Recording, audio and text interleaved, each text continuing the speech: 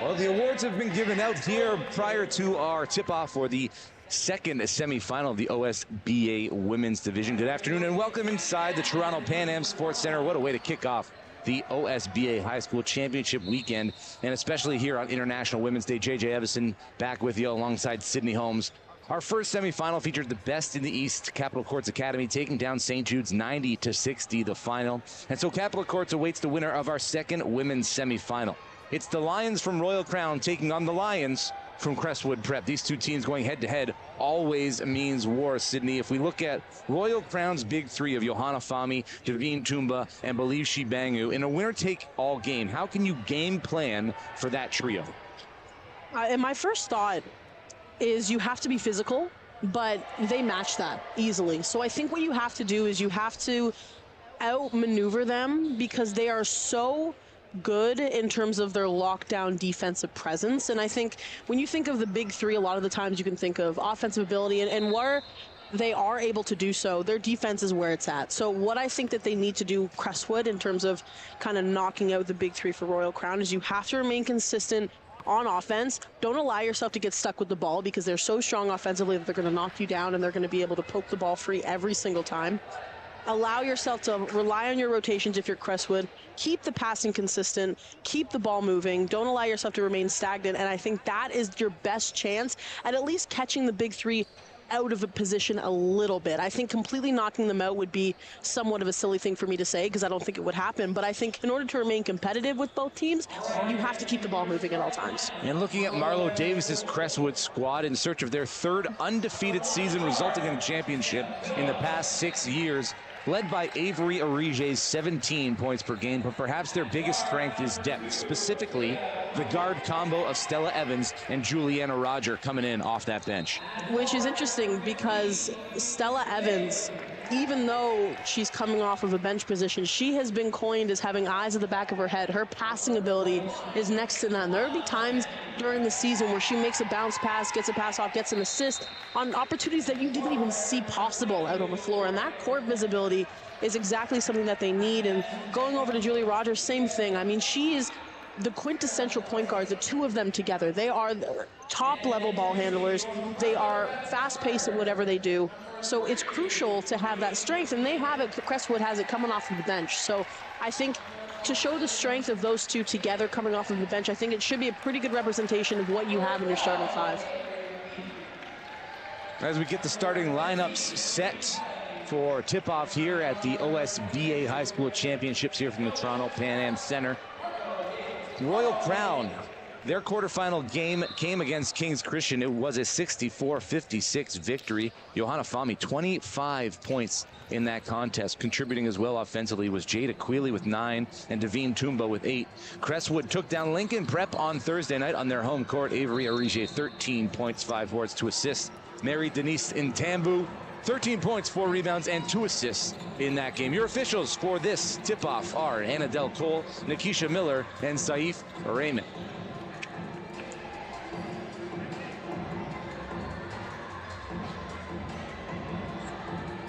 We're all set. All 10 players now fully tucked in. Jump ball at half court. And it's Royal Crown with the first look on offense. Jada Quealy named a second-team All-Star prior to tip-off. Hands it off to Jiska Billa. Looking for a roller. Good defense here by Crestwood early on. Fahmy gets position, kicks it out. Shot is up. Glance off the mark. Shibangu with an offensive rebound. Tambu out and on the run. Slows things down. Sees Arige to her left. From 3. Off the iron. Offensive rebound. Crestwood. Talay, also a second-team All-Star this year for the OSBA women. Tambu works across the screen from McLeod. Kicks it to the corner. Feed set. Shot up. Front iron. No. Shibangu out in the open court. Stolen from behind. Arige ahead.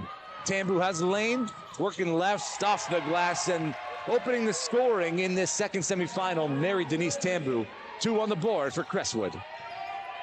Here's that Crestwood press. Awful tough to get out of. Villa traipsing down the left-hand side, going to pull it back. Half-court set here for Crestwood. Come away with 39% of the time, coming away with points in the half-court. Down on the block, Fami. 4 seconds on the shot clock. Billa's got to throw it up. Sidesteps Arige. That misses everything. Shot clock violation.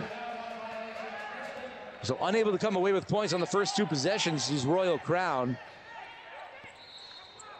A couple of tough looks, Sid. It was a bit, I mean, I can understand the entry pass that Royal Crown was trying to make. It just came a bit late. I think the court visibility needed to be a bit higher to kind of sequence in there a bit sooner, but it was a good it was a good attempt at least. Calais off the mark on 3. Shibangu with another rebound. Quickly into the front court. Fami pulls up, looked at the 3, hands it off to Quance. The back cut, well defended, and another empty possession for Royal Crown. 0 for 3 to start the game. Here comes Arige into the front court. Working on Quance, kicks it. Ball makes its way to Tambu. Still plenty of time on the shot clock. McLeod, the defensive player of the year, hands it out to the perimeter. Shot off the mark from Tayam Matosis Adderley. Foul on the floor. It will stay with Crestwood. Wheelie gets her first foul of the game. The passing's a bit slow right now for Crestwood. I mean, all the opportunities are there, but it's almost like they're seeing them just a half second too late. So by the time they try to get the ball inside, the chance is gone. So I think they just need to increase their passing a bit more, and the opportunities that they have worked to get for themselves will be there. Off the inbound, out to Tambu. From the free throw line, front iron. Strong rebound, Talay kicks it to McLeod. She's working baseline, far side. Matosis Adderley spins to the lane, kicks it back out. Talay for 3, no. Another offensive rebound, this time Crestwood. McLeod knocks it out. Tambu working left. Nice pick and roll. Through contact, no call, play on. Fami with the rebound. Out in transition, gonna pick it up, slow things down. Here's Jada Quealy, a 2025 All-Canadian Game selection. She'll be playing that game coming up in a couple of months. Headed to the University of Pittsburgh next year. Fami through traffic. Off glass, doesn't get the bounce. Arige with the defensive rebound. Still a goose egg on the scoreboard for Royal Crown. Arige steps around the defense. No. Kicked out of bounds by Shibangu. Crestwood will retain possession. We get our first pair of substitutions. Stella Evans in for Crestwood. And Davine Toomba in for Royal Crown. We've yet from either side really seen anything offensively kind of get going. Both are strong on defense, and that's a given, but we've yet to see one of them get comfortable on offense. Arige can't save it before it goes out of bounds. Last touched by Quealy, so Crestwood maintain possession. 10 on the shot clock. And it's, yeah, the Royal Crown team in transition come away with a bucket 24% of the time. And in the half court where they really excel, 76% of the time. Arige kicks it out. Gets it right back. Nice handoff. Blocked at the top there was Talay.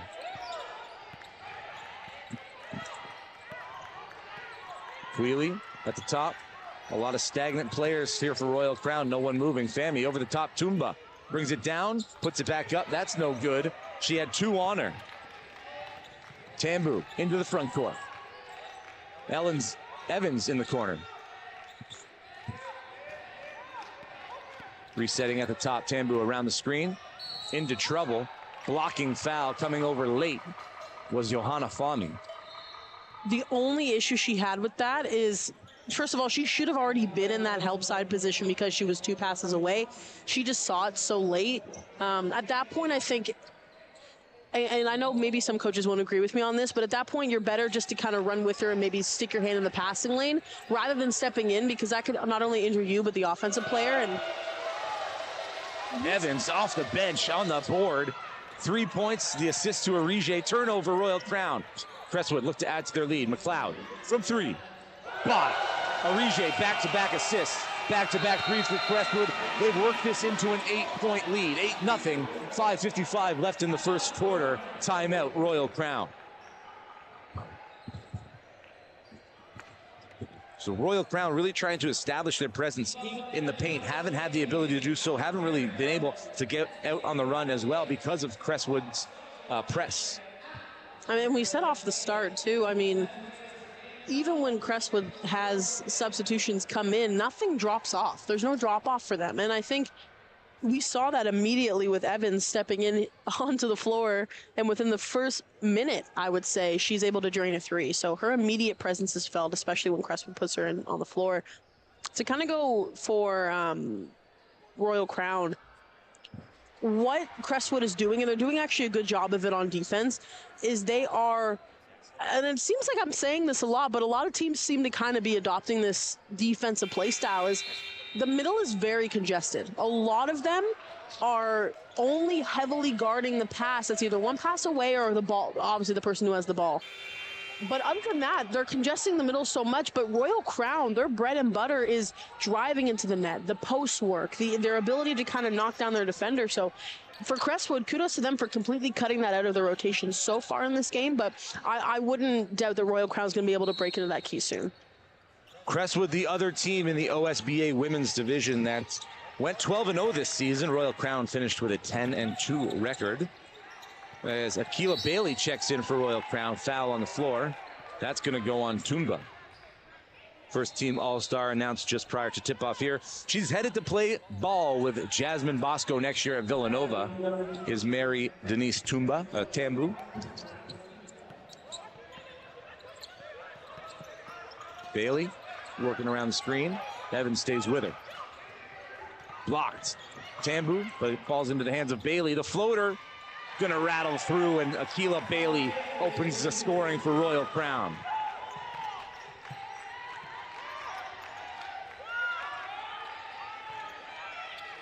Arige off the screen from the free throw line. Evans can't save it. Turnover, Crestwood. Got to limit those, especially now that Royal Crown has seen the ball go through the hoop once. I was going to say, I think Arige fell in love with the play so much. If she took a second to be a little bit selfish, she had the lane going to the left. Fami has one to beat.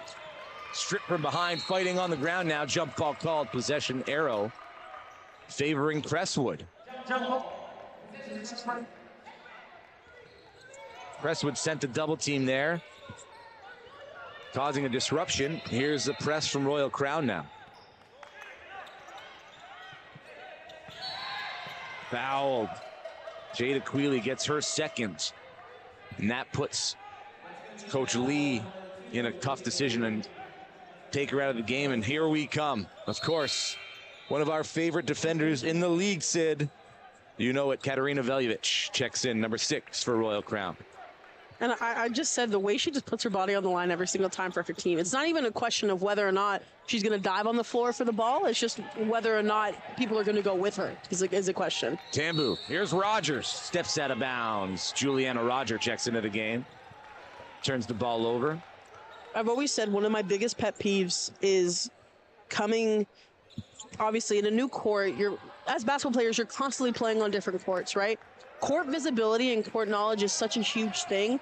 I hate when players just step out of bounds, right? Like, maybe I'll give you one as a collective team, but it can't consistently happen.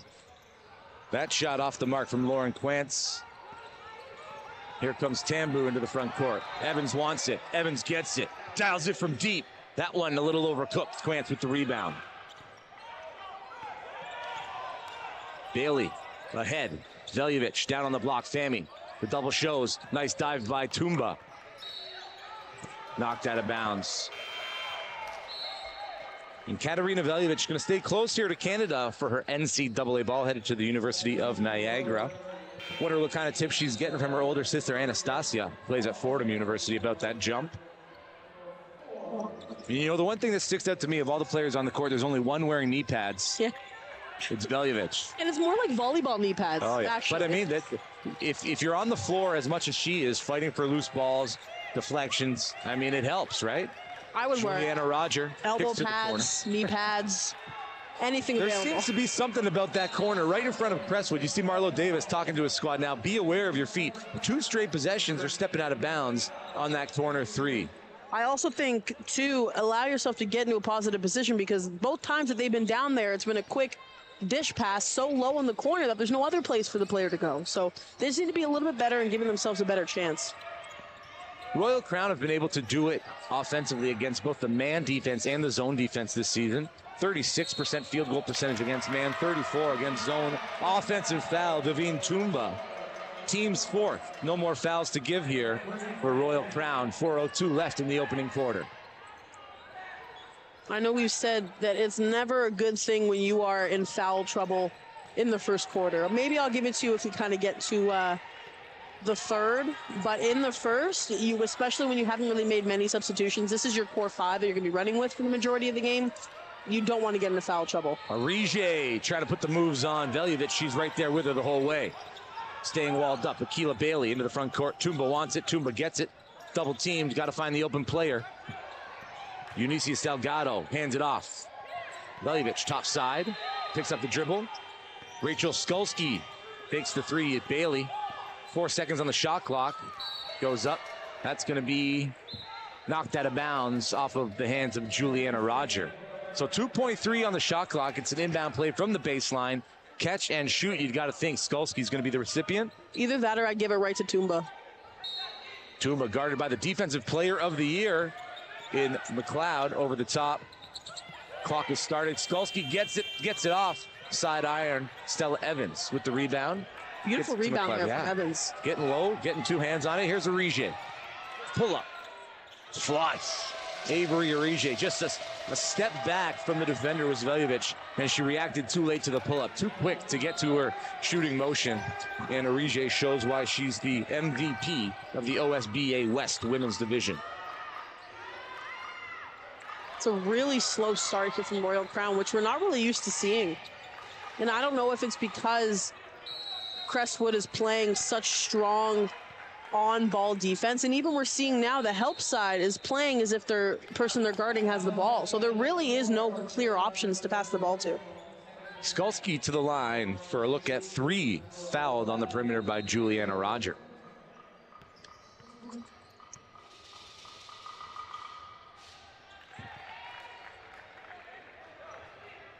Rachel Skulski in the St. James She Got Game Classic, an honorable mention there. 3-point specialist, good help defender.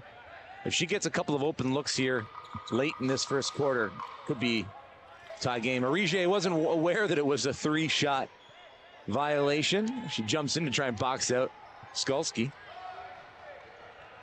And Skulski with a perfect trip at the line brings the deficit down to 5 for her Royal Crown Lions. She is a shooter, and I know the last game we saw of her actually here at the Pan Am Center, she just took a while to kind of get going. I would love to see her get the ball, get a few shots off. Even if she misses, she needs to find that range, especially on these nets where the rims aren't so forgiving. So I would love to see her kind of get a good amount of shots off here in the first quarter. Arije trying to find a lane, gets a tough one to go off the glass. Keila Bailey showing off her handles over the timeline, wants the screen from Tumba. Double screens there. Skulski thought she was about to spot up there. Salgado works baseline, double teamed, coughs it up, keeps it alive. Loose ball. McLeod gonna take that. A flurry of bodies on the floor, not too sure who has it, so the officials gonna call a jump ball and possession arrow favoring Royal Crown.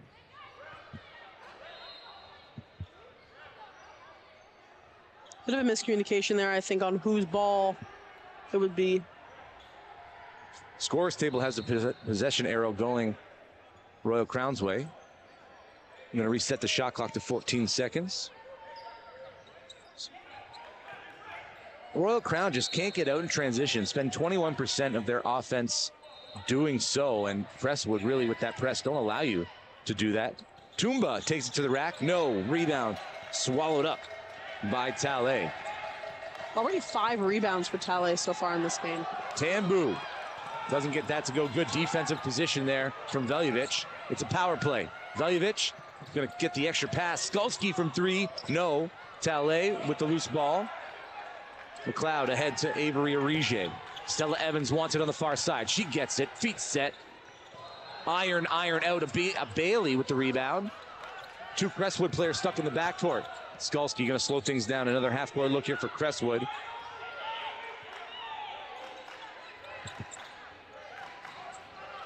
Tumba from behind the free throw line, bottom. A Bailey with the assist.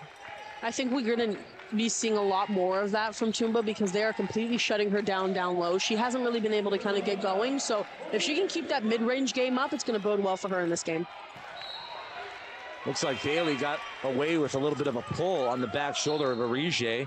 That over-the-top pass from McLeod just a little too hot to handle. Tyann Matosas-Adderley checks back in here for Crestwood.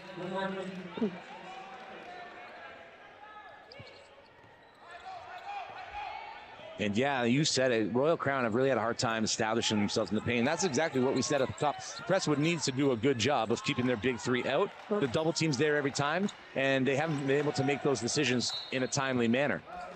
Turnover on the offensive side for Royal Crown. Stuck 50.5 left in the opening quarter. Also a different kind of theme on defense for Crestwood is there's not really a help side per se. Like there's not really anyone floating in the middle if there's the ball's either on the left or right hand side. They're fully just guarding aggressively on their man defense. So it's a beautiful attempt, and it's honestly working well for them so far. You see that possession right there? They tried to get the ball to Tambu, and Veljovic was there with her the whole way. They couldn't get it to her.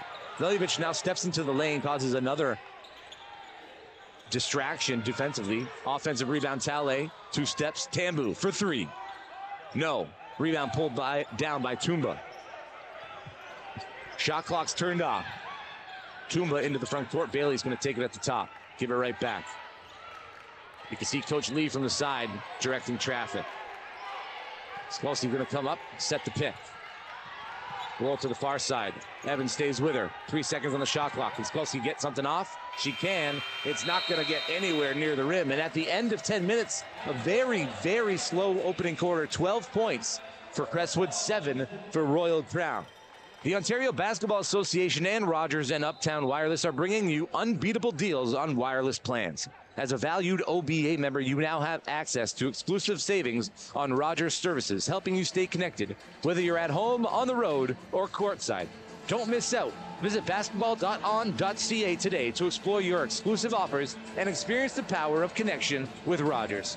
Stay connected, stay in the game, powered by OBA and Rogers. We'll step aside, be right back with second quarter action here from the Toronto Pan Am Center after this.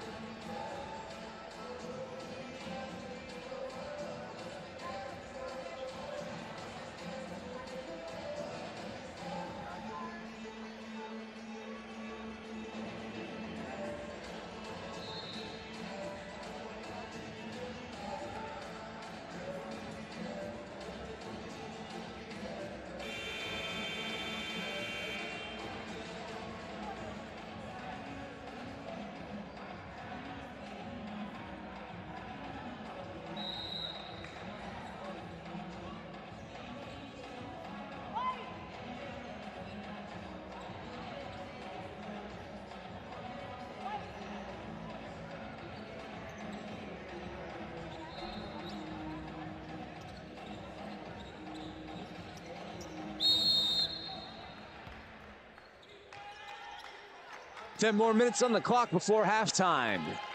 Crestwood ahead. Tambu playing give and go with Matosas-Adderley. Again, Tambu from deep, no. Fighting for the rebound, Fami tips it out of bounds. Her and Evans fighting for it there. Coming out of the first quarter, the top scorer for Crestwood was Arige. 4 points, 1 rebound, 1 assist. But again, it was a solid team effort. You see also McLeod, 3 points. Evans, 3 points, immediately making an impact. So a solid team effort there so far. Royal Crown, a bit of a different story. Skolsky, 3 points. Bailey, 2 points. It's been a lot tighter. Tumba, 2 points, but here we go again. At the end of the shot clock with a deep dagger 3. Continuing to add to the lead here for Crestwood Prep. Devine Tumba working downhill. She leaves that short. Fami with the rebound. Almost stripped there by Arige. And now it's Amaya Robinson.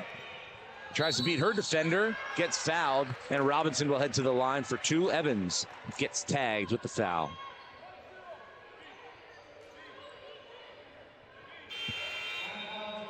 Looking at the rebound stats so far. I mean, offensive rebounds, I always kind of like to point my finger on. A bit hard to tell so far in this game, but Crestwood coming out of the offensive rebounds with 4 to start. In comparison, Royal Crown only with 1, but they are dominating a little bit in defensive rebounds. Royal Crown with 9 in comparison to Crestwood 7. So in terms of rebounds, they're pretty much neck and neck. I would love to see a bit more aggressive behavior off of the glass for both teams. So, but in terms of that part, we're seeing a stronger comparison. I think where the lack of initiative is for Royal Crown is just their inability to knock down shots right now. Arige walks into a 3, uses the glass. Banking hours Saturday from 12 to 5. Arige cashes in on that. Fami. Bailey wants to give it to Robinson. Robinson wants to screen for Fami. Fami's not moving anywhere into her vicinity. Robinson downhill. Bailey, top side, 6 seconds on the shot clock. Tumba works baseline, up and into contact. Foul's gonna go on Gabby Fajemi-Rokun for Crestwood. There's a bit of a, I don't want to say like a miscommunication, but Robinson was dribbling the ball for quite a while at the top. I think Fami was trying to set that screen, and I don't know if Robinson didn't either want to take it or what, but when the screen's there, you either take it or you send her away and run something else. But you can't just have the person standing there and not use her, because it takes both of you out of the play.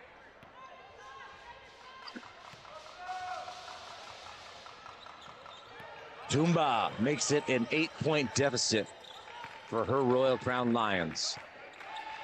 And the big 3 are on the court now. Tumba, Fami, and Shibangu. McLeod back to Arige. She just drained one from there. That one a little overcooked. Shibangu comes away with the defensive rebound. Foul's going to go on McLeod. Brooke McLeod with a foul 90 feet away from her own basket, fighting for the loose ball. I mean, that's the kind of effort you want if you're Marlo Davis from your players, but got to be a little more disciplined than that.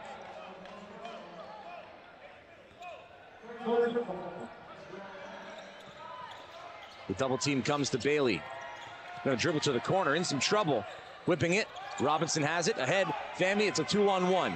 Take it the whole way. Yes, she does. Off the glass, no. Shibangu gets the offensive rebound and the putback.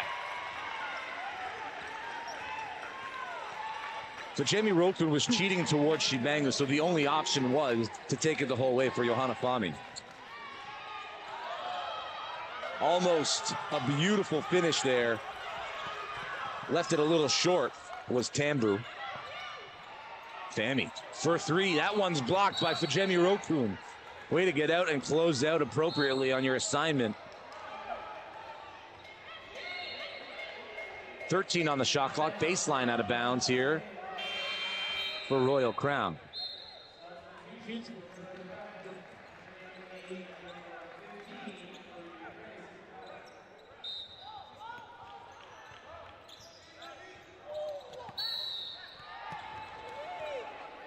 Mary Denise Tambu going to get called for her second foul of the game on the push for Akila Bailey. It was a bit rushed there, I want to say, from Shibangu. Sometimes it bodes well for you once the ball is, you're waiting for either the ball to be inbounded or something. You need to allow the play to develop, give yourself a better opportunity, and take your time before you inbound the ball. Fami flashes, gets the inbound pass, picked up by McLeod. The handoff to Tumba. Guarded by Tale. Inside to the corner. Robinson in front of her own bench. Flush. Amaya Robinson. 3-point lead now for Crestwood, and they've come out of this first quarter break looking a little different. A lot of the offense has been running through Arige, and Fami reads that one well, gets a fingertip on it. Unable to keep it inbounds. Tale turns it over. The Lions now with something to work with. The Royal Crown Lions, I should say. Both teams are the Lions. It was a bit of back and forth, but I mean, good on Tumba. She never gave up. Hard, strong effort. Now look at them with the ball back. I'd credit Johanna Fami for that one. She came over the top of that screen for Arige and just got her fingertips on it to send it into the backcourt for Crestwood. And it feels like these three, Fami, Tumba, and Shibangu, have turned up the notch a little bit. Bailey thought about it, gives it up to Tumba. 6 seconds on the shot clock. Tumba spinning in the lane. Help comes. Nice strip from Talay. Talay's got offers from Fresno State, UPitt, Dayton.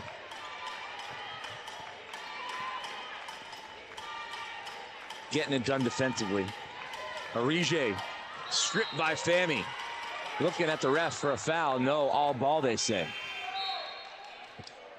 Back into the game, Eunice Salgado. Davine Tumba will take a break.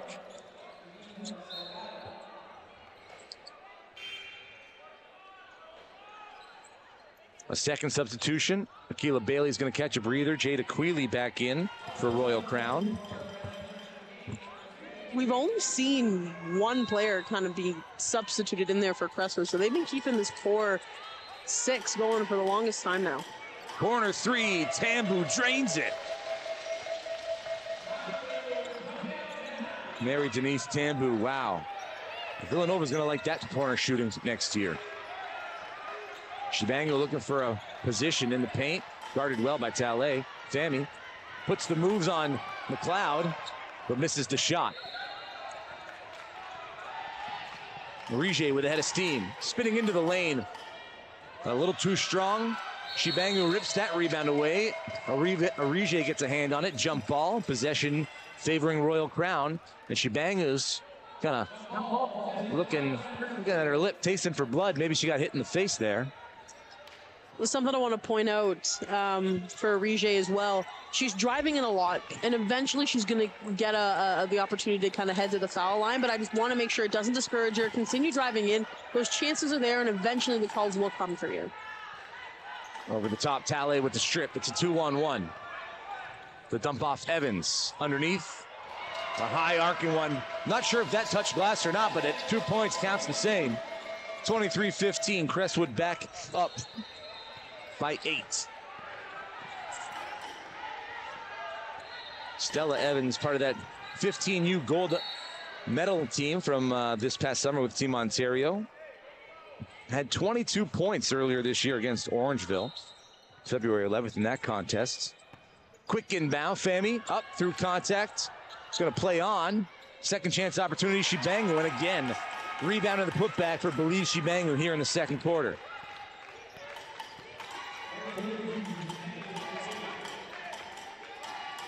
Five-out offense from Marlo Davis's side. A lot of movement, flare screen, Arije kicks to the corner, Evans working baseline. McLeod with the extra pass. Tambu gets Belize Shibangu to go to the air. Overcooks that one. Fami with the defensive rebound. Here's Quealy. Gives it off, Salgado. Shibangu over McLeod. No, offensive rebound. Shibangu knocked loose by Tambu. Foul. Gonna go on Shibangu and slow everything down.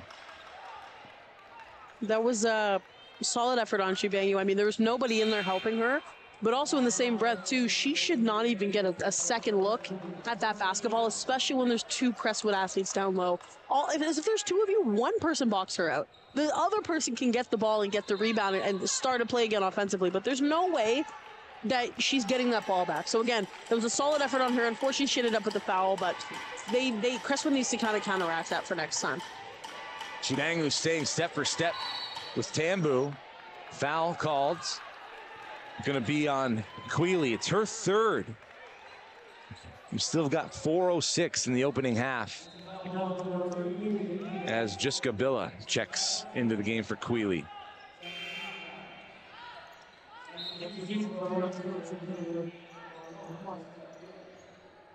So Arije's season shooting splits 46 from the field, 40 from deep, 64 from the free throw line. But I mean, 46-40, that's pretty nice. Really good. Here she is. Back iron. Shibangu with the rebound. Fami traipsing down the right-hand side, working one-on-one against McLeod. Villa. Salgado now on the near wing. Into the paint. Gets her defender in the air. Can't finish. Talay with the rebound. Arije now off her own knee and out of bounds. Royal Crown going to have possession on the side out. I know Royal Crown's getting some offensive chances when they drive in, but it's not happening out on a consistent basis. I think they need to switch up their approach. I think they're trying to just drive the ball down the middle too much. And it's an obvious choice. And here we go, Crestwood. Unfortunately, couldn't get the 2 points, but headed to the line for 2. Tambu's going to go to the line. Yeah, Billa with the foul on the backside. On the side out of bounds on the offensive side for Royal Crown, they usually come away with points 31% of the time, well below the average of the league, and in that instance just gave it away. Akila Bailey going to check back in for Billa.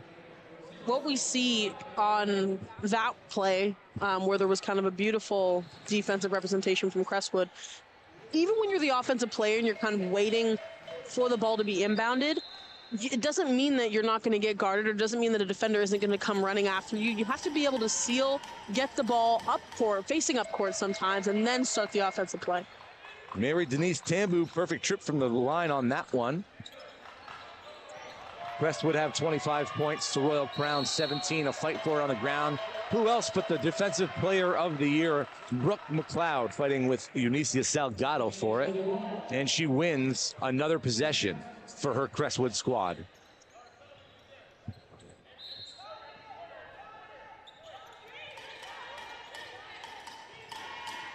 McLeod accepts it well beyond the arc. The handoff to Evans. Picked up by Fami. Talley over the top to McLeod, interrupted and intercepted. Deflected by Salgado, and now it's Bailey over the line. Entry pass tipped by Arige. Arige working on one. That pass a little too late. Fami had her way back into the lane. Probably could have gone up against a defender like Bailey there when you got the size advantage. I was going to say, when you're that low for Arige, you can't be looking to pass it off, because you're either going to give a bad pass to kind of Talley, and it's going to give her an unfortunate opportunity. So I think at that point, you just need to go up yourself. Timeout on the floor. Ontario Basketball Association and Rogers and Uptown Wireless are bringing you unbeatable deals on wireless plans. As a valued OBA member, you now have access to exclusive savings on Rogers services, helping you stay connected whether you're at home, on the road, or courtside. Don't miss out. Visit basketball.on.ca today to explore your exclusive offers and experience the power of connection with Rogers. Stay connected, stay in the game. Powered by OBA and Rogers.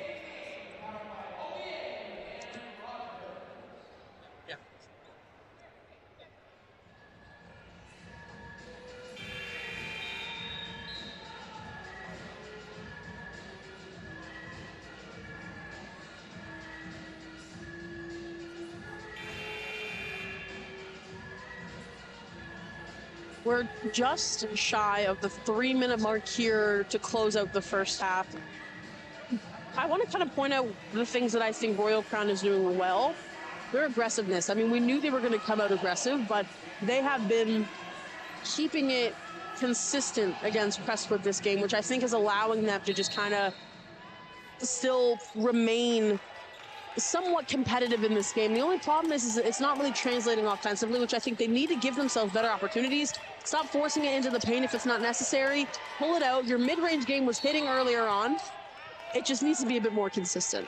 Great job running Arige off the line there, forcing her to step that back foot out of bounds and coming out of a timeout. That's the kind of defensive possession you want to have, not necessarily the offensive possession you want to have. Johanna Fami into the front court. The handoff to Akila Bailey.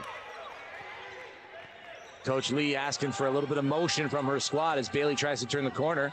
Nothing there. Skulski inside. Fami turns. No one's back door. So she's going to do it herself. Stepping in. Reverse. No. Talley with a rebound. 8 rebounds so far for Talley in this game, and we're only entering into the end of the second quarter near.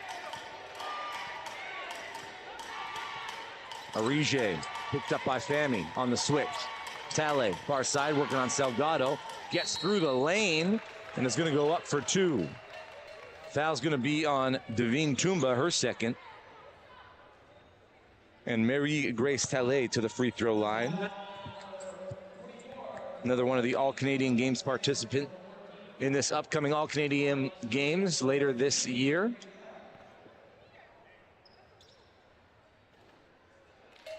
As she sees the first go through.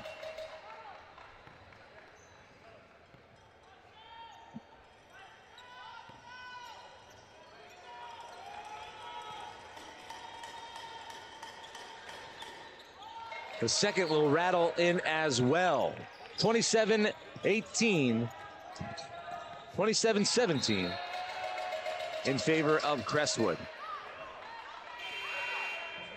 3 seconds taken off of that shot clock there, so something to be mindful there for Royal Crown. 5 seconds to get it over the timeline, and with a press like Crestwood, that makes it increasingly difficult. The press always breaks down for the secondary pass, so it needs to be cut off. Bailey, it's a 3-on-2. Bailey puts it into the front court. Quantz off the glass, no. Salgado fights for the rebound. Surrounded by 3 white jerseys, couldn't get it to go. Gets her own rebound, and there's going to be a foul on the floor. That's going to go against Talley, her first. Eunicia Salgado to the free throw line as we are in the bonus situation.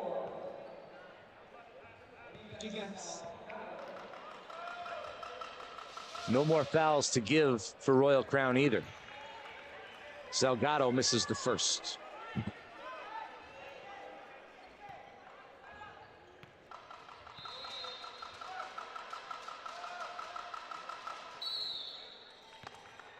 Foul on the release.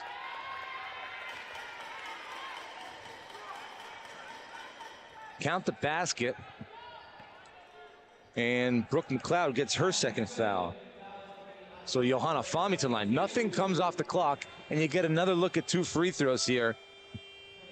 I mean, in a game like this, you want to close out the half strong, Sid, and that's just a play where I know you need to be physical to get position, but that's almost unexcusable. It's also something I haven't really seen too often, actually. First I've seen that call this year. Yeah.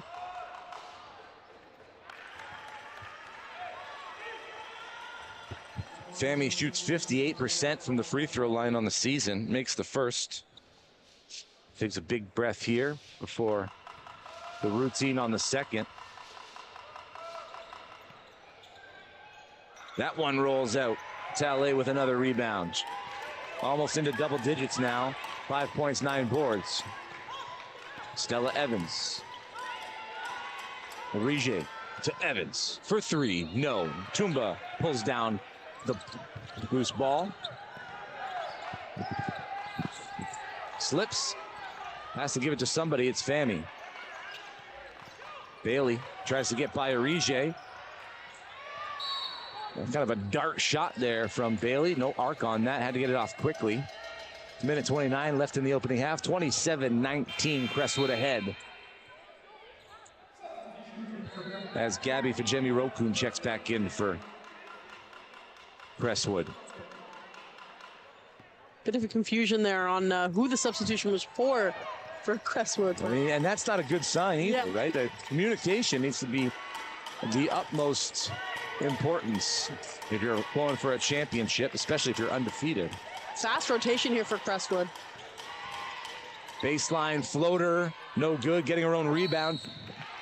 Going back up with it. Tambu, she'll go to the line for a look at 2. Foul's going to go on Tumba. So she's got 3 fouls now.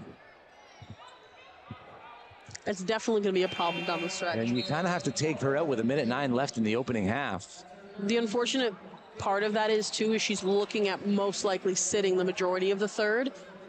She's one of those players that you do want to conserve. You want to have her for as long as you can, and if she's going to get in foul trouble, you might as well have it happen near the end of the third, maybe the fourth, but you definitely don't want it to happen earlier than that. Friendly bounce off the rim for Tambu.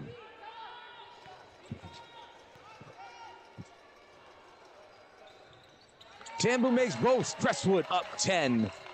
Just over a minute left in the opening half here. The women's semifinal game number 2 winner to take on Capital Courts Academy tomorrow afternoon.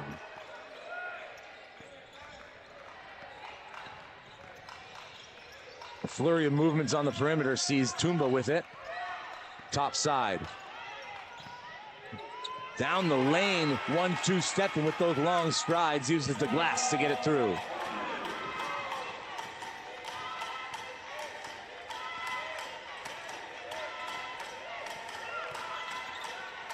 Tambu ignores the screen. 10 seconds on the shot clock, into the lane, falls hard.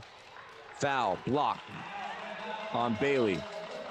If anything, that might knock the wind out of you. Good defense, but might take a second to get back up. With the help of her teammates, Mary Denise Tambu back to her feet, headed to the free throw line.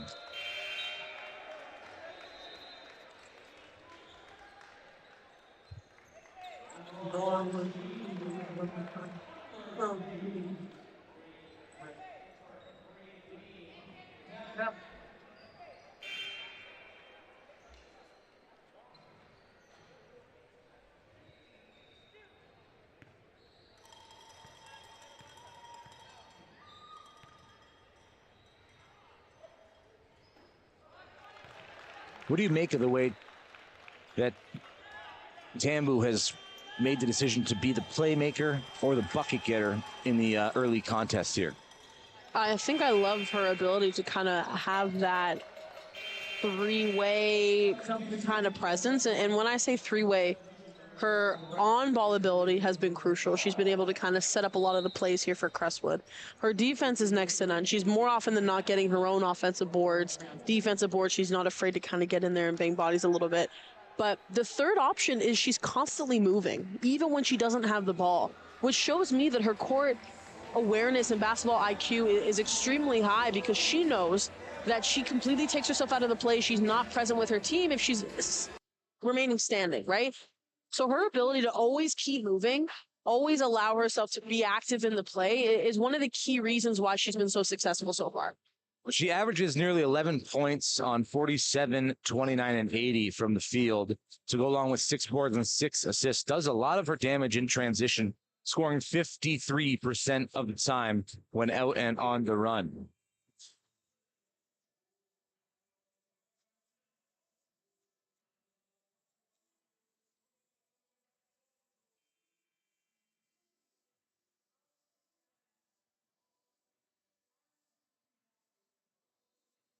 I mean, you kind of called it, JJ. At the beginning, you said that Royal Crown has the big three.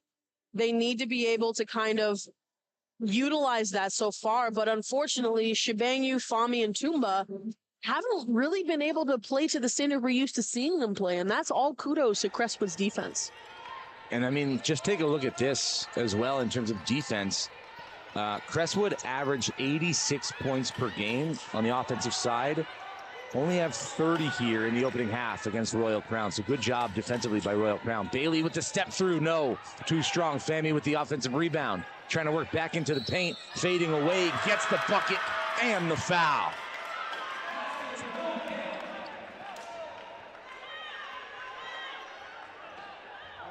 Mary Grace Talley gets her second foul. Katarina Veljevic going to check in for Royal Crown. Juliana Roger and Stella Evans in for Crestwood. McLeod in as well.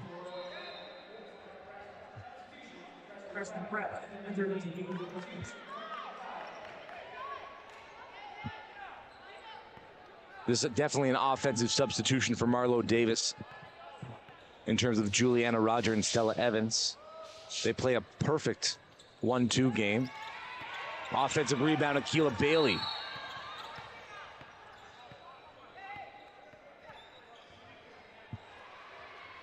There's a stoppage of play, which allows Marlo Davis to make a defensive substitution now, bringing in Matosis Adderley and Talley. Meanwhile, Coach Lee bringing in Lauren Quantz and Devine Tumba.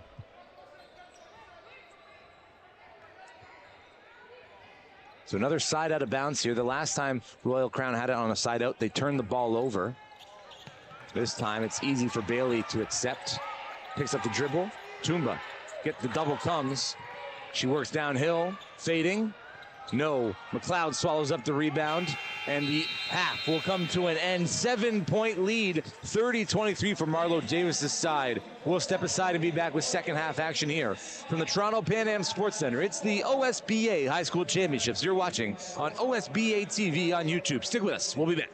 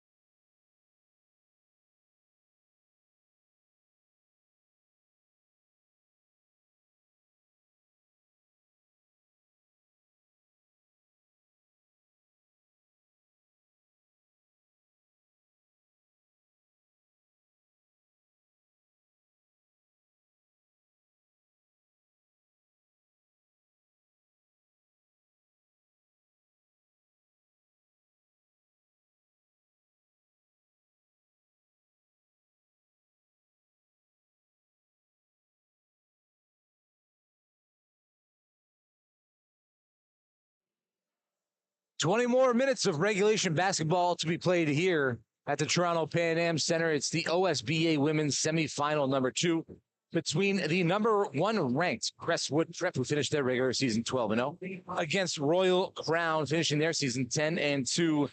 And we're looking at the box score here. The one thing that stands out to me is Royal Crown 1 for 7 from deep, 7 3-point attempts to Crestwood's 18. Crestwood going 5 of 18 from deep and just having more and more shots up, 32 total shots up, and 18 of them coming from deep for Crestwood. What do you make of that, Sid?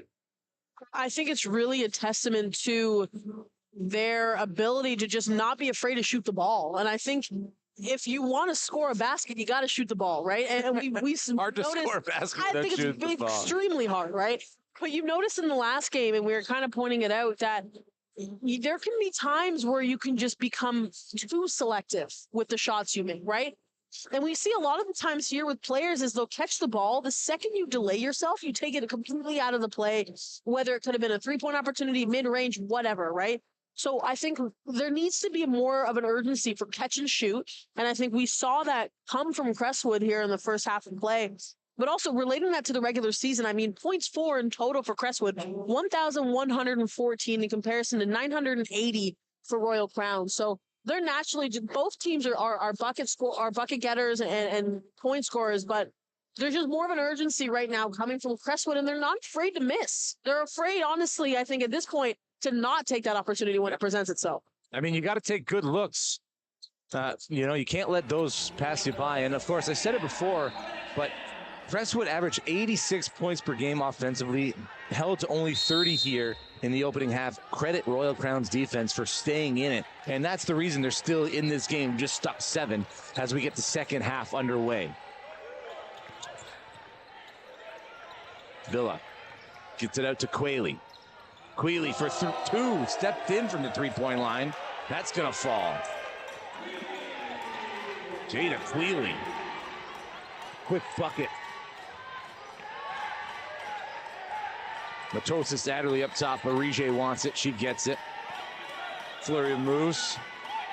In the corner. No one guarding Brooke McLeod. She just went from one side to the other under the basket, uncontested. 3.7 on the shot clock. Baseline out of bounds here for Crestwood. Mary Denise Tambu to trigger. Matosis Adderley accepts the inbound pass. Throws it away, backcourt, and then out of bounds. Shot clock violation. Pick your poison on that one. There wasn't also a lot of time. I think court awareness was a big one too. There was only enough time for the inbound and shoot, right? There wasn't enough time to bring the ball out, pass it one more time. Quick substitution for Marlo Davis. Matosis Adderley out, Stella Evans back into the game.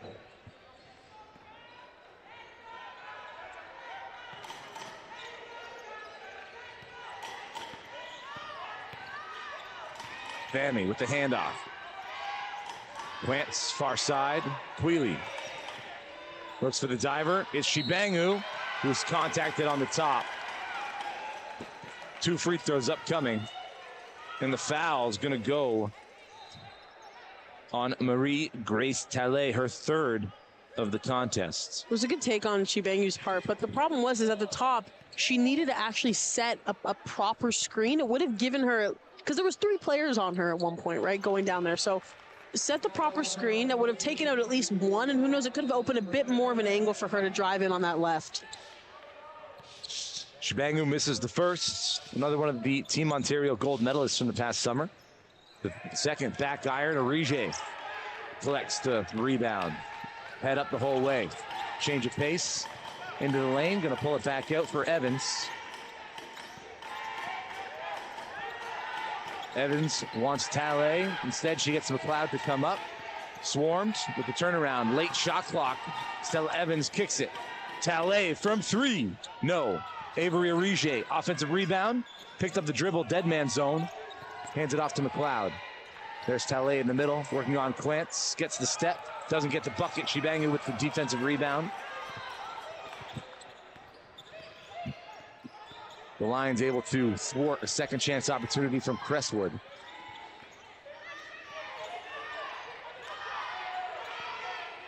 Quealy from just inside the three-point line. That's no good.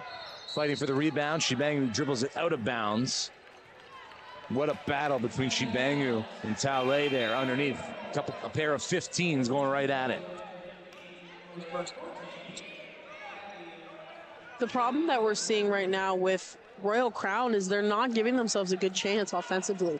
They bring the ball down, they'll try maybe 1 or 2 rotations, and that's it. And then they're stagnant, or they're forcing themselves to just pass. Hopefully something opens itself up and they're able to go for a mid-range, but they need to give themselves a better opportunity than that. Zone defense here against Crestwood. Orije takes a shoulder right to the chin. Johanna Thami goes in for the reach. And that's going to shake you up. Second team foul. That'll be actually the first on Royal Crown, I beg your pardon. 1 foul aside in the third. Orije, top side. Again, working on that zone defense. Coming up with points 34% of the time is Crestwood against that zone. No, not that time. Fami with the rebound and out on the run. Things are going to slow up here. Half-court offense for Royal Crown.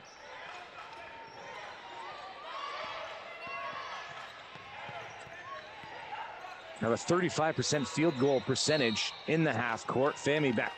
Scratch that. It's going to be Shibangu back to the free throw line. She just was 0 of 2 on her most recent trip. Brooke McLeod going to pick up her third.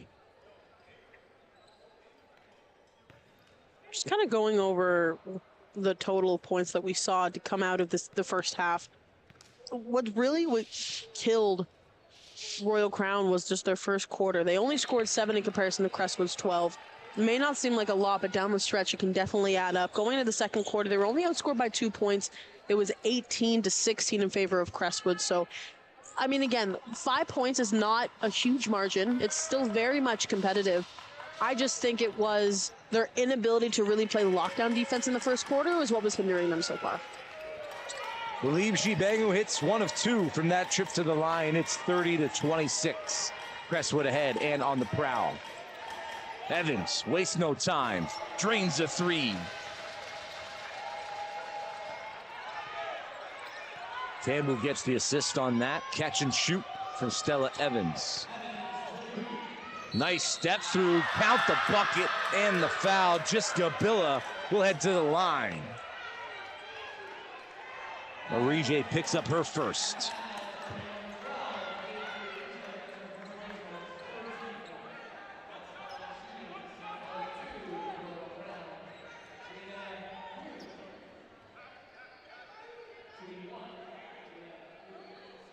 Jada Quealy, a future Panther, headed to the University of Pittsburgh after this season.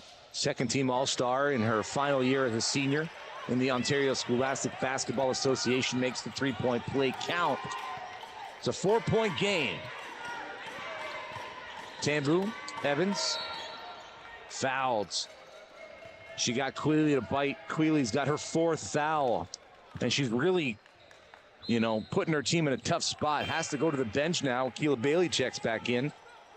If you're playing with 4 fouls or even with 3 fouls, Sid, how do you manage those minutes and make sure that you can be available when your team needs you down the stretch? And you know what? I got into some foul trouble. Yes, in my the day. Smallest power forward in the game. That I am. Most tenacious probably as well. That I am. But when you get into certain situations where you take yourself out by just getting... Orije for a 3 from Evans. I'll let myself be interrupted by that. That was a beautiful 3. But when you take yourself out of the game because you're getting so many fouls, the problem is that you have to be vocal on the bench. You have to be able to see the court for your teammates. You have to be able to allow them to execute plays, talk to them on the floor. But when you finally get back into the game, you cannot afford to make any mistakes because you think, yes, every time you commit a foul, it's going on your record, right? Obviously, it's going to your total. But also, that's stopping the flow of play. It's giving the other team the ball in most circumstances. So you have to be able to remain consistent because naturally, you've already set your team up at a deficit by getting to a point where you're almost fouled out. Speaking of fouls, Brooke McLeod picks up her third personal. No more fouls to give for Crestwood. Still over 6 minutes to play in the third quarter as McLeod comes away with a block on Fami. Arige under the bright lights, into the paint. Floater with the left, no. Fajemi Rokun taps it to Lauren Quantz. It's a fight for it on the ground. Arige is gonna roll over it. Let's see what the officials call here. They're gonna reward Crestwood with possession on the baseline. I think it needs to be said, with Arige so far for Crestwood, 10 points, 3 rebounds, 1 assist.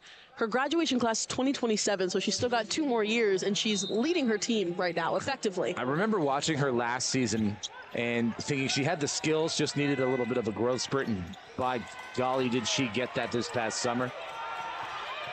And working under Marlo Davis, when you think about the players that Crestwood has produced, obviously the potential rookie of the year in the NCAA, Toby Fournier, definitely the ACC freshman of the year. Agat McKeer, who's committed to South Carolina next year. And you look back at that 2019 squad, Cheyenne Day Wilson, right? And they're hitters. Yeah, I mean, like, hitters. You learn how to play basketball the right way, and it's all about the training and development. Of course, Aaliyah Edwards on that squad as well, hit the winning free throw to win the OSBA championship back in 2019 after snatching the offensive rebound on a missed shot. So 2019 and 2024, the 2 undefeated seasons resulting in OSBA championships for Crestwood as Arige walks into a 2.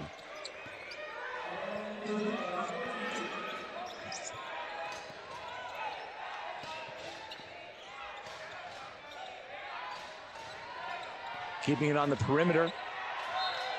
Last touch by Tambu. That's out of bounds. 9 on the shot clock, 5 left in the third quarter. Halfway through the third, we get a pair of substitutions from Royal Crown. Katarina Veljovic and Rachel Skulski back into the game. Rachel Skulski, one of those catch and shoot threats from beyond the arc, and anybody you task Katarina Veljovic with guarding, she is going to shut down. Yes, agreed. Every single time. It's not even a question. Tumba through traffic. That's not going to go. Fajemi Rokun picks up the foul. And regardless of whether you're in the act or not, Royal Crown will be shooting free throws from here on out. Unfortunately, there was a foul drawn, but I think McLeod needed to do a bit better of a job being on that help side. She kind of just let Tumba walk right in, even though, again, it wasn't her man to guard, but you can always put a hand or a body in the driving lane, allow Tumba to kind of second-guess herself a little bit, but... Tumba, 57% free throw shooter. Credit Bailey for keeping that alive. Tumba has McLeod down low. Uses her body, gets 2. Entry pass is nice from Salgado. It's a power play here for Crestwood. Stella Evans swallowed up down low. Arige knocked out of bounds by Veljovic. And Veljovic just couldn't slow up her motion, knocked Arige out of bounds. It's Veljovic's first foul, team's third. One more foul to give for Royal Crown, who have been very disciplined here in the second half. We're seeing Juliana Roger check into the game here. She checked into the game for like about 45 seconds earlier in the second, so now we're seeing her get hopefully a little bit more minutes. Here she is right in front of the Royal Crown bench, catch and shoot. Gets her own rebound, long rebound. Evans now behind the back, working on Veljovic, stays with her. Veljovic switches on to McLeod. Roger, no one there. Late from Veljovic, but she misses everything, and that lands out of bounds. Turnover. 38-31, Crestwood ahead. 4:14 left in the third quarter. Thanks again for tuning in on OSBA TV on YouTube. I'm JJ Evison, alongside Sydney Holmes, the smallest power forward to ever play the game, and now most recently dubbed the most tenacious as well. Wow. We're sticking with it, Sid. I have no problems with it. Skulski at the top. Salgado now. Arige's just going to leave her.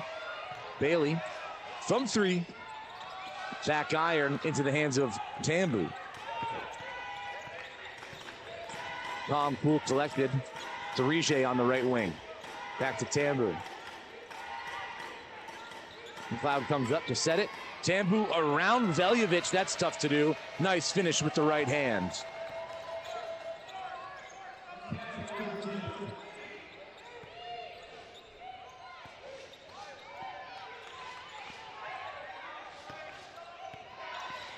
Salgado goes down the lane, strip from Evans. Tambu with a head of steam, working on Skulski. Through contact, can't get the bucket to go, but Skulski is going to get called for the foul.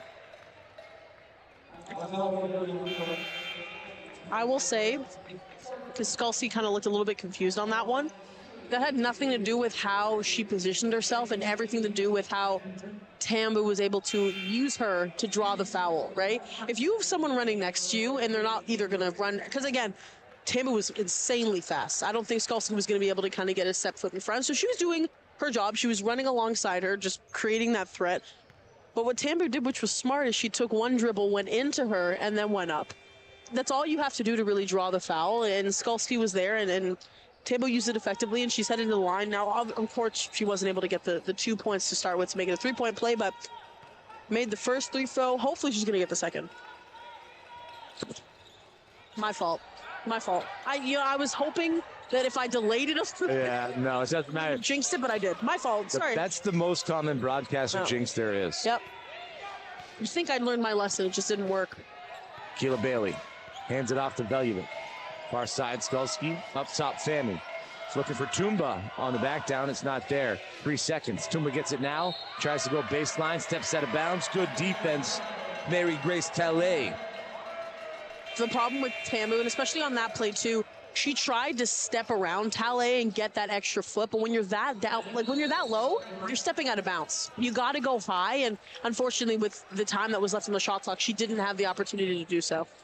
Timeout on the floor, and while we have the time, I'll let you know that the Ontario Basketball Association and Rogers and Uptown Wireless are bringing you unbeatable deals on wireless plans.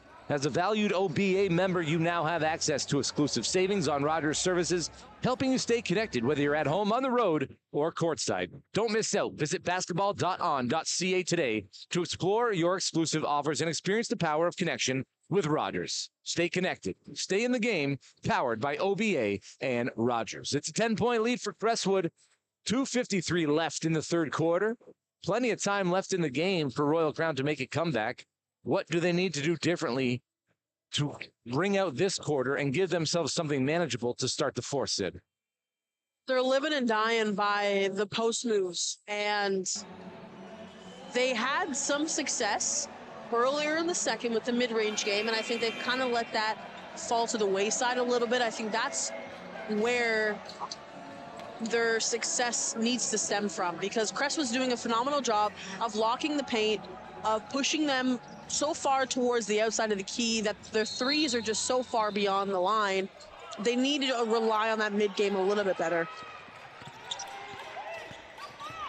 Stella Evans breaks the press, double teamed, finds Tambu.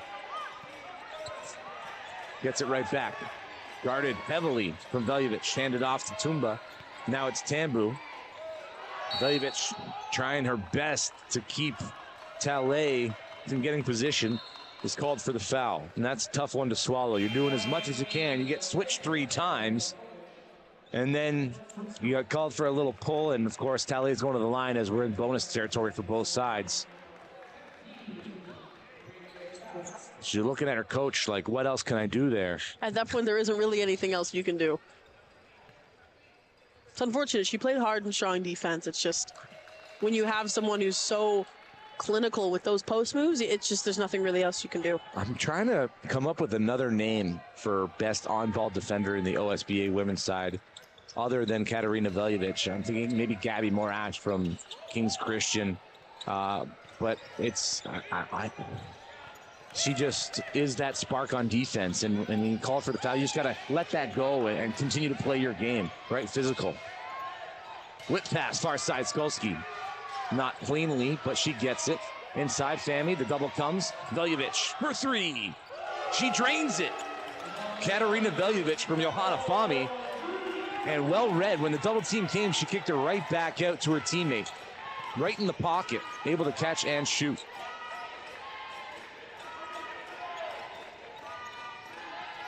Evans shows, puts the rock to the deck, wants to roll. Gets around the first set. Roger from the corner, no. Shot clock violation. Another good defensive possession for Royal Crown.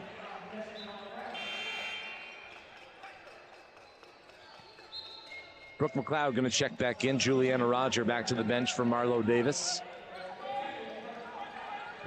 Really shortened his bench here in this semifinal game. We saw a few more players in that quarterfinal contest against Lincoln Prep as Akila Bailey gets an easy 2. Hook shot, very pretty, but uncontested. The problem was that the help side wasn't here, and she beat Evans on the way down, so it was just an easy kind of lane for her.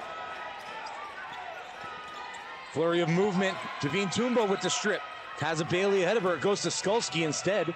Skulski lets Evans blow by. Doesn't finish the play. Bailey for 3. Back iron. Veljovic fighting for the rebound.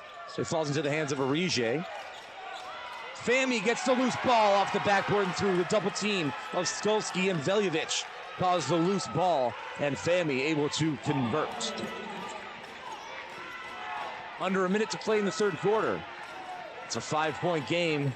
Crestwood ahead. McLeod wants it over top. She's guarded by 4 blue jerseys, and everybody on Royal Crown can't believe the foul call. I think the problem... Johanna Fami going to take that foul. Sorry, Sid. No, not at all. I was just going to say McLeod shouldn't even have gotten that ball. And I'm a big proponent on you need to work smarter, not harder. If there's 4 of you down low, I can guarantee that 4 of you do not need to be on one single player. Maybe 2 can be behind her. 1 could have leaped and intercepted the ball before it even got to McLeod. But, I mean, again, think of it from the ref's perspective. What are they going to do? They see 4 Royal Crown players around 1 Crestwood athlete, and then they see her fall to the ground. Naturally, instinctually, you're going to look to call the foul, right? I just think don't put yourself in a position where the refs have to call a foul, right? Take 1 person out of it, intercept the ball before it even gets there. McLeod drains the second of 2, missed on first. Bailey working topside. Toomba with the handoff to Skulski. And when the defender's going under the screen, if you're Rachel Skulski, you got the green light to shoot that. Veljovic right back to Shibangu from the free throw line. That's no good. Brooke McLeod with the rebound. 1 second difference. Game clock, shot clock. Crestwood with it over the timeline. Evans picked up by Bailey. Here's Arije. McLeod on the dive, off the backboard. That's not going to go. Toomba has time to get down court. Sees the clock, picks it up, 2 long steps, and gets the basket to go. And after 3 quarters, it's 44-40 for Crestwood. Royal Crown doing a great job incrementally getting back in this game. And right now, if you're in that huddle and you're Coach Lee, what are you telling your Crestwood squad? Royal Crown squad. They gotta remain physical because right now Royal Crown is relying on the momentum of the final point they got from Toomba. They're playing with aggression because in their mind they're not getting the calls that they want from the refs, right? But again, regardless of if they're right or wrong, it's adding to their fuel. It's adding to the tenacity in which they're playing in. So already they're going to come out firing and they're going to come out swinging because this is a must-win game. So Crestwood just needs to be able to remain consistent.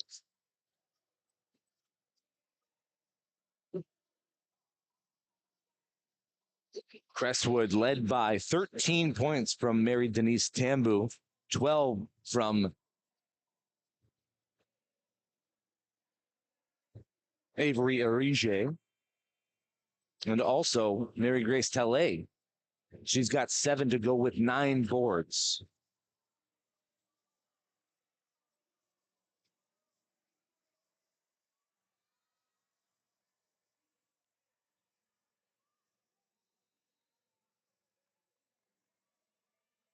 Ten minutes left in regulation. Royal Crown have possession to start the fourth quarter. Katarina Veljovic to trigger.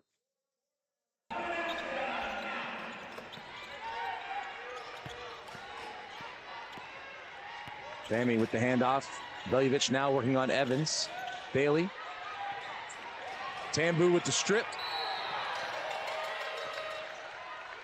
Marlo Davis asking for the foul a split second before the whistle. The whistle's blown, the foul's there.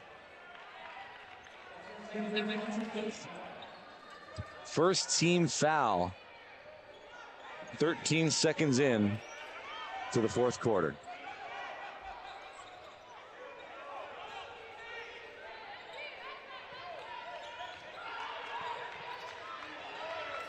Talay accepts it in the front court.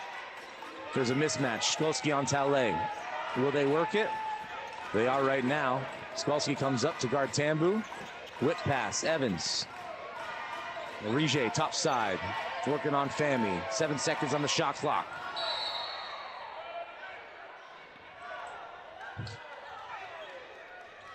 Late foul call, but Veljovic is going to get called there. Not too sure what happened. Looked like Talay hit the deck. And Veljovic was backing up, tripped over her, and then gets called for the foul. A bit of an interesting one. Going off of the points to come out of that third quarter, that was the first quarter in this game that Royal Crown has won. 17 in comparison to 14 for Crestwood. So they won that quarter. If they can do the same thing in this one, they're going to win the game. Bailey with the strip. Tries to keep the ball alive. Her and Orije fighting for it on the ground. Jump ball, possession arrow favoring Crestwood Prep. I told you this game was going to be a war, Sid. You got two teams that are not wanting their seasons to end, and fair enough, I wouldn't either. But now it all comes down to the fourth quarter because this game was not easily decided earlier on. Royal Crown contesting they didn't have possession. The shot clock should not have reset.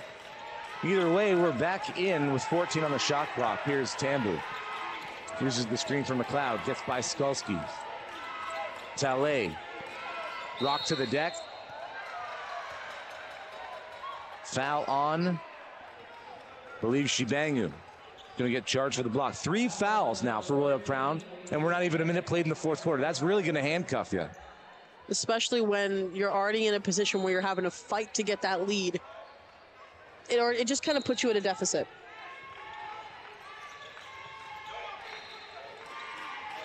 McLeod to Evans, top side. Finds the roller. McLeod there with the left, too strong. Fami with the defensive rebound. Bailey now over the timeline. Over top. Shibangu gets position on Orije. Veljovic. Whip pass. Bailey, no one's there. Stepping in. Floater from the elbow. Loose ball comes away with Johanna Fami. She wants it back. She gets it back. Stepping into the lane. Bailey puts the rock to the deck into the corner. Skolsky catch and shoot off the iron. Shibangu with an offensive rebound. Offensive foul. Elbowed Orije in the chin. And 2 times in this game, Orige's been hit in the chin.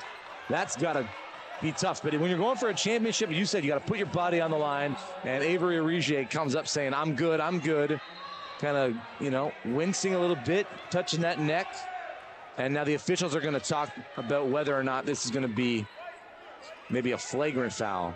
I think the only issue is that they have to understand the intent. This is where I think having like instant replay might be beneficial, because sometimes when you're watching the play face on, it's hard to tell, but we'll see the decision here in a second.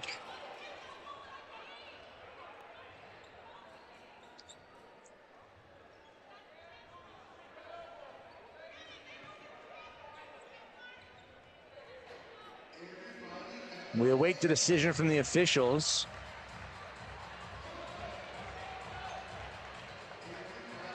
And it is going to be 2 shots, unsportsmanlike foul. 2 shots and possession for Crestwood. Upcoming.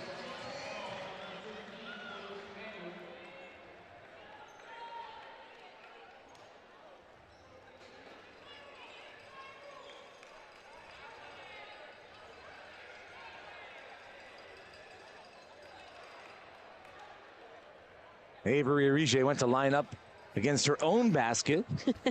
And Stella Evans had to point out, no, in fact, they're shooting the other way. I just think give her some grace. She got clocked in the chin, maybe. Did they ask her what day it is, what time it is, what team she plays for? I think they should have. What's the concussion protocol? That's a great question. I think they should have. Because that's the second time. That one dips down and then back out.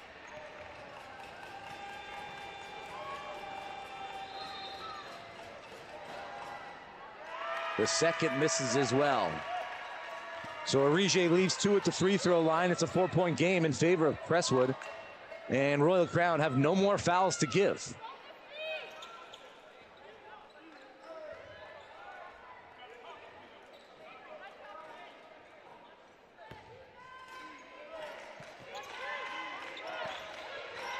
Tambu gives it up to Talay.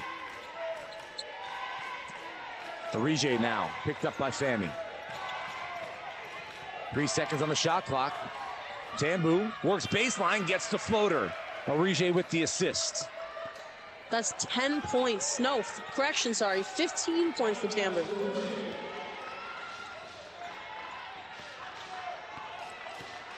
Fami gets the handoff, gives it to Skulski. Wheelie, far side. Picked up by Tambu. Uses the screen from Tumba. 4 seconds on the shot clock, into the lane. Bailey steps in from the three-point line. A little strong. Devine Tumba with the rebound and overcooks that one as well. Fighting for it on the ground. Foul called. Going to go on Bailey. And she'll send Tumba to the line for a look at two. Bailey fighting for the loose ball, and that's what you want from your team in this situation. But you're going to send the opponent to the free throw line. That's a tough look. The only issue I will say with the aggression for Royal Crown is that now, like you said, JJ, they're in foul trouble. So anytime they've been in foul trouble, right? Anytime they're the slightest bit too aggressive, it gives Crestwood the opportunity to head straight to the line, and that's not what you want, especially in the fourth quarter. Tumba's going to make you pay from the free throw line. Scratch that. Mary Denise Tambu. I've been getting those two confused. Devine Tumba, Tambu. She's an 80% free throw shooter. Very different players. Oh, that one rims around and out as well. Arije had one of those in her looks from the free throw line. Bailey. The handoff to Skulski. Tries to turn the corner. Kicks it out. Fami. Now it's right back on the wing. Tries to step through. Coughs it up. Falls to the deck hard. Here's Tambu into the body of Skulski. Got the foul call the last time she went one-on-one with Skulski. Arije tries to strip Quealy. And Crestwood have it. And back to the free throw line. Mary Denise Tambu. Talk about leaving it all on the court. She has been a consistent contributing factor for her team's success so far in this game, so I'd expect nothing less here in the fourth. Slowly pulls herself from the hardwood. They'll have to go to the free throw line as we get a substitution. Skulski out. Lauren Quantz in. Another senior for this Royal Crown squad.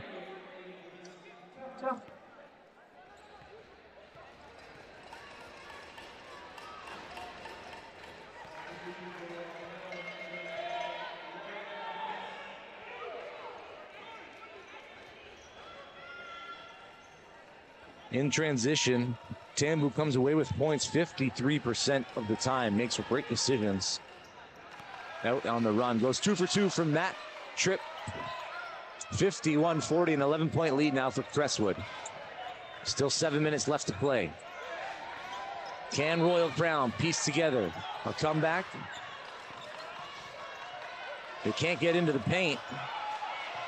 Bailey. Late on that decision, Tambu there to knock it out of bounds. 7 seconds on the shot clock, side out Royal Crown.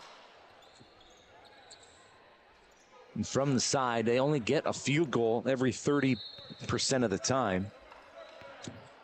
We've seen that they've struggled just with trying to start anything off of the side inbounds. Akila Bailey takes it off glass. No, Tumba there for the rebound and the putback. It's a 9-point deficit for Royal Crown, looking to build out something. Could that be the bucket?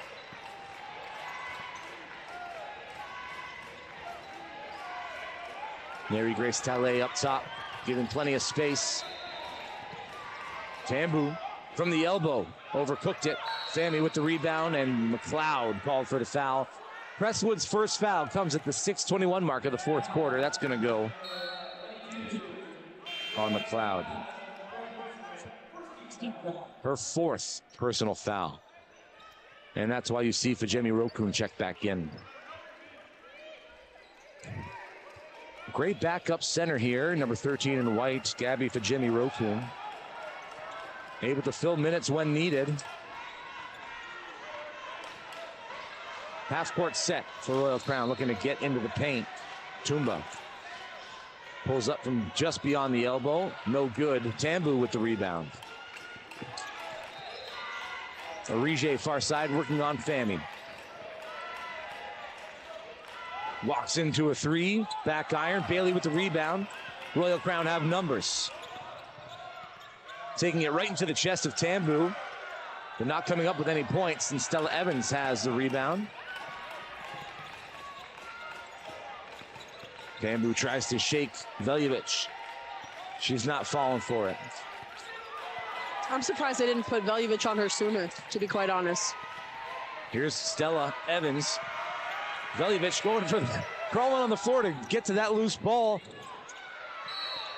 Foul going to be on the floor. Pushing the back. Gabby Fajemi-Rokun, her third personal. Second team foul. And I mean, you don't give up on a play if you're Veljovic, right? You go for the steal, can't come away with it. The ball's trickling away from you. You're crawling on the floor to get to it. And that, you know, that's energy, that's effort. Those are the uncoachable things, right? With her back to the basket, Fami moves downhill. And Fajemi-Rokun going to get her second foul in a matter of 10 seconds. Send Johanna Fami to the line. Again, Johanna Fami, 56% from the field, 58% from the free throw line. So pick your poison, you know? At this point, I think, I don't want to say that Crestwood's in a position where they don't have to play physical basketball by any means, but they are in a position, given their lead. I mean, we're coming to the 5-minute mark. Still a lot of basketball to be played. They can be a bit more controlled in their defense. I think where they started off this game is they were more central within the key. I think they can kind of go back to that now.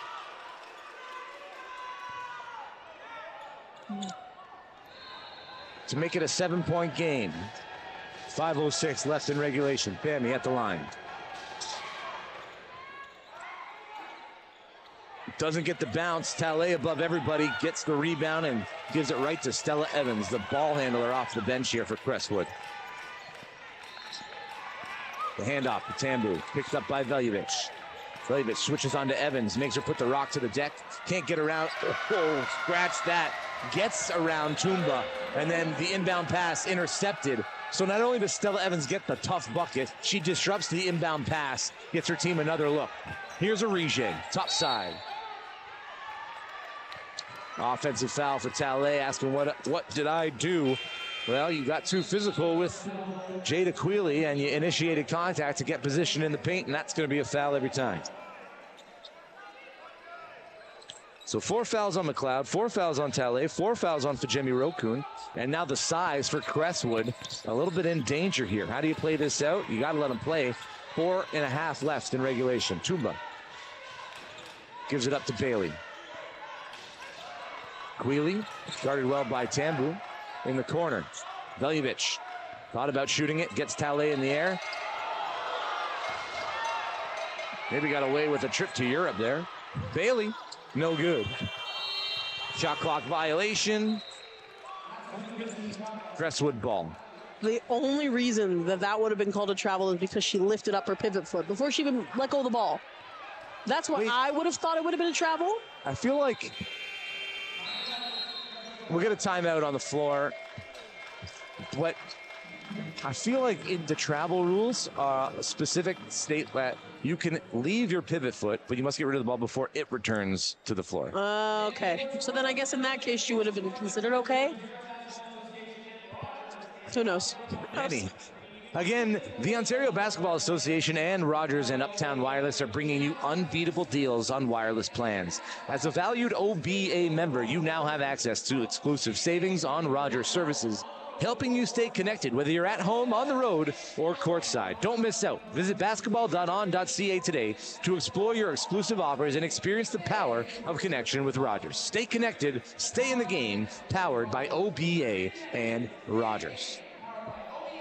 I think it must be said again, Sid, how well Royal Crown's done defensively on Crestwood, who put up an average of 86 points per game in the OSBA and had an average margin of victory of 37 points. They've been able to hold their own here in this contest, and Crestwood only have 53 points on the board so far. I also think it's worth mentioning, too, that the only losses that Royal Crown received this season was from Capital Courts, who, again, they're headed to the final, so rightfully so.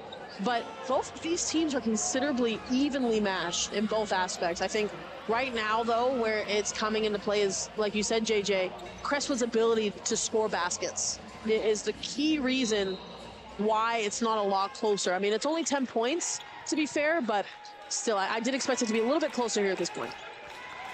As we approach the 4-minute mark of the fourth quarter, Stella Evans over the timeline. McLeod now with it on the wing. Hands it back off to Evans. Picked up by Fami. Arige with time and space. Bucket. Bam. Book it. Avery Arige having herself a game. That marks 15 points on the night for her. Arige with the steal. And the run out. Left-handed finish. So in the first game, it was Megan Hollingsworth, the MVP of the West, having a game. In this one, the MVP of the East, the West, Avery Arige. Showing up, showing out. 17 points, 3 boards, and assists. Just reading the game the right way, has a composed nature to her. And again, we talked about it for Hollingsworth, but when you get that honor, the MVP, prior to a playoff tip-off, that's got to put a little bit more confidence in your game. Of course it does. I think when you get recognized, being recognized by your team is one thing, but getting recognized by the league and your division is a completely different. That means after looking at all the stat lines, all the points throughout the entirety of the season, you were declared the most valuable player. So I think that in and of itself should give you a confidence boost, but I also think it allows the other team to gun for you a little bit harder. So not to Royal Crown's lack of trying, have they been able to kind of put a bit of I want to say like a stopping effort on her, and it just hasn't really worked. I mean, Arige has just been kind of unstoppable at this point. And I think in her ability to just remain agile on defense, where she's been getting a lot of turnover interception opportunities, the reason she's kind of getting these extra 2 points we see here in transition. Feels like this game was a 2-point game just minutes ago, and now it's up to 15-point lead for Crestwood. Quite the uphill battle for Royal Crown, but you can never count them out of it. No. Bailey and Robinson playing give and go. Looking for a little bit of action now. Robinson uses the screen.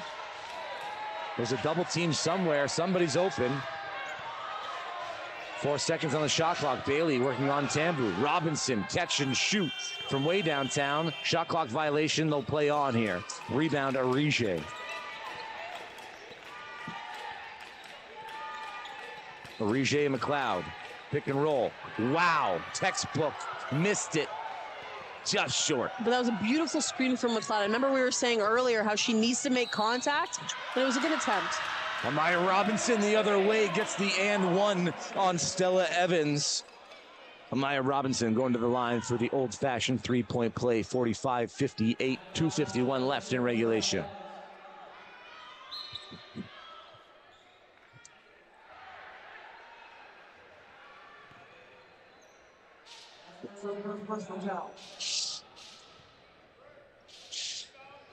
Robinson sees that one all the way through as we get a substitution. Jada Quealy back into the game for Amaya Robinson.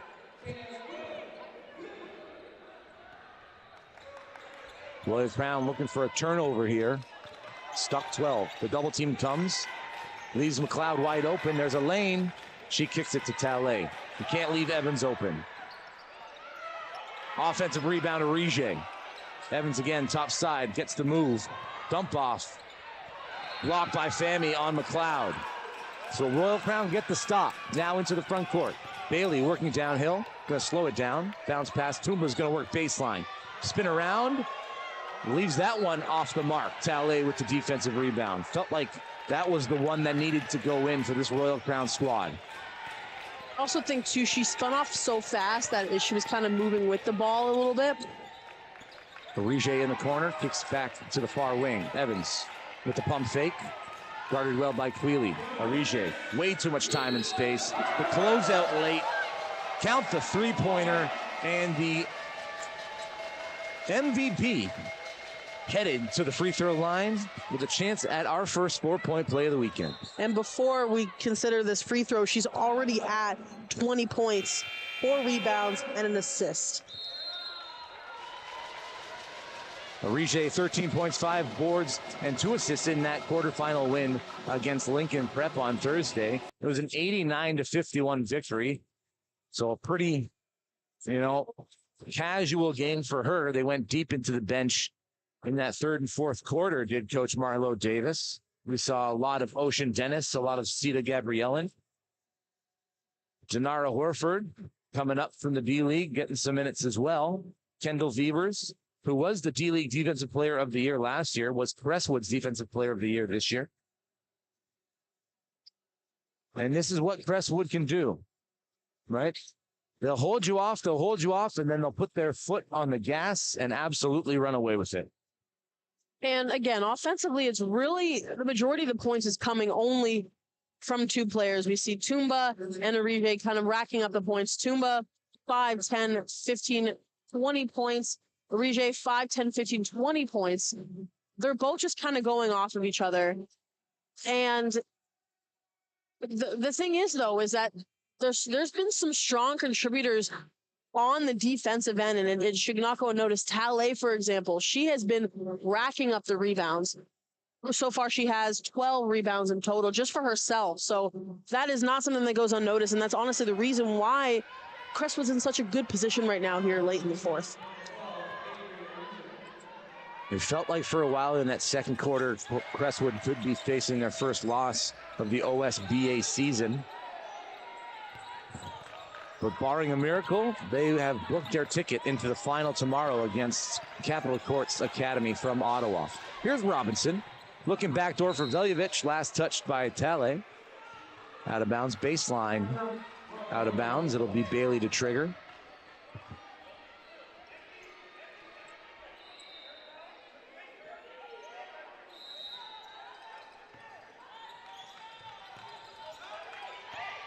Quick into Family, top side, Robinson tries to put the moves on Evans. Bailey with the handoff. Veljovic, far side. 2 seconds on the shot clock. Getting it off just in the nick of time. Tumba fighting for the rebound, comes down hard. Talley is going to get called for the foul. Her 5th.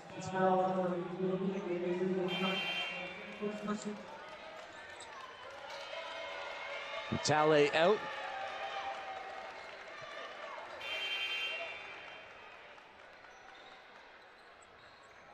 Marlo Davis calls his team over with the clipboard out. Not too sure if he called the timeout or not.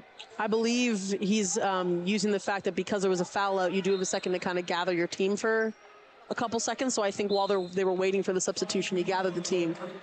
So even though it's not a timeout, he's bringing them over anyways. I mean, hey, Coach of the Year, he knows how to skirt the rules. Very smart, actually, because then you get to have a timeout without actually using one. He's got 2 timeouts left. Royal Crown have none. Mm-hmm. No, it was a beautiful play. I will say, though, it honestly only really works when it's kind of the ball's really in the end of your bench already, because the players don't really have that far to go. But Tumba drains the first.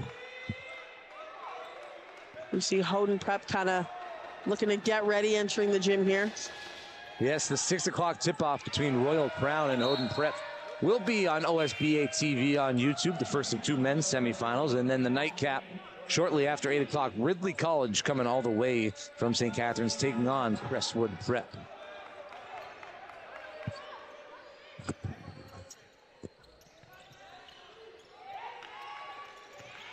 Fami goes for the steal. Orige called for the foul, so Fami to the free throw line. We got, I mean, again, just under 1 minute and 30 seconds. That's still a lot of time if you consider that we are in bonus for both teams. I mean, sink both of these, it's a 12-point deficit. You get a steal, you hit a 3. All of a sudden, it's 9. Mm-hmm. Crazier things have happened. Fami misses the first. I'll take the blame for that one. We both get one. Yeah. I don't know why we always think there's something's going to change, but it's a constant. It's our fault. The second, no good. Loose ball. Bailey with it. A little too strong for Jemmy Rokun. Gets the rebound, fighting for it. Rige ahead to McLeod.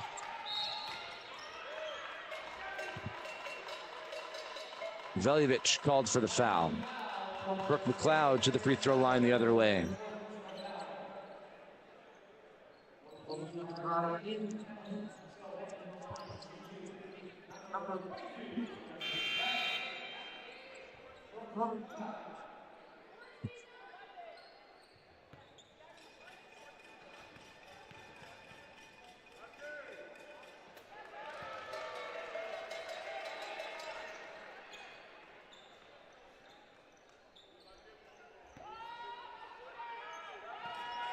Comes away with it. Rige now over the timeline into the half court. 60 seconds left.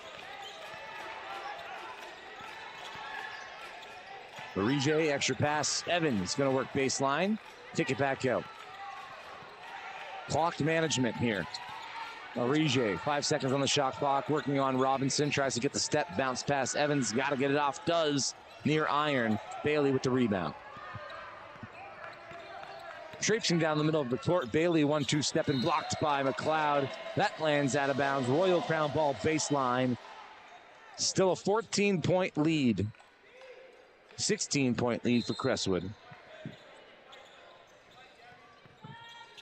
I know I said that the aggressiveness Rige gets a block of Royal Crown can't take them out of this game, but unfortunately with the time that we have left, I think it's just pretty much set in stone. Yep, this one will go the way of Crestwood Prep. They remain undefeated and will face off against Capitol Courts Academy tomorrow in the OSBA Women's Final. There were a few points throughout this game where Royal Crown could have got right back into it. They let it slip away. Couldn't establish their presence offensively in the paint. Allowed Crestwood just to take too many threes, too many great looks from beyond the arc, as Veljovic dials one from deep herself. Shibangu with the rebound, right back up, no good. Veljovic with the offensive rebound. Blocked again by McLeod. 5 seconds left. Bailey gonna get the last shot off. Floater from the free throw line, rattles in. 1.1. The ball is inbounded and Crestwood advance. You can see the heartbreak on the Royal Crown ladies' face. Tough battle, but coming up short always hurts. It's one of those unfortunate games where there's two teams, separate conferences, who come into a game evenly matched on paper, but the one who was able to kind of pull it out was just the team that was more consistent on offense, and that has to hurt because especially for Royal Crown, where you're used to being the most aggressive team on the floor, they just weren't that today. We're going to step aside, come back. We've got more action here from the Toronto Pan Am Sports Center. It's the men's semifinal. Hoden Prep versus Royal Crown next on OSBA TV on YouTube.